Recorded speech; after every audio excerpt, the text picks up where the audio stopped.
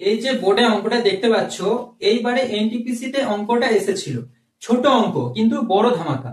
দেখো কিভাবে অঙ্কটা করব। দেখো 0.04 মানে আমরা লিখতে পারি 4/100 whole to the power minus of 1.5 মানে 3/2। ঠিক আছে, এইবারে দেখো এটাকে আমরা 100/4 লিখে দিলাম। এটাকে উল্টে মানে এই যে মাইনাসটা ছিল, মাইনাস থাকলে কি হয়ে যায়, পাওয়ারটা মানে নেগেটিভ পাওয়ার যদি থাকে এটা উল্টে যায়, তাই তো। তাহলে এটা আমরা লিখে দিলাম 3/2।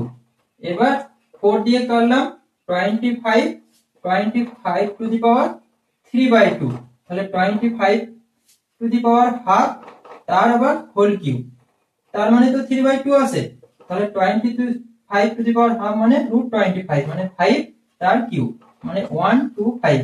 তাহলে এই ধরনের শর্ট ট্রিক অঙ্ক দেখতে তোমরা আমার চ্যানেলটা সাবস্ক্রাইব করো এবং ডিটেইলসে পড়ার জন্য তোমরা কন্টাক্ট করতে পারো। Thanks for watching.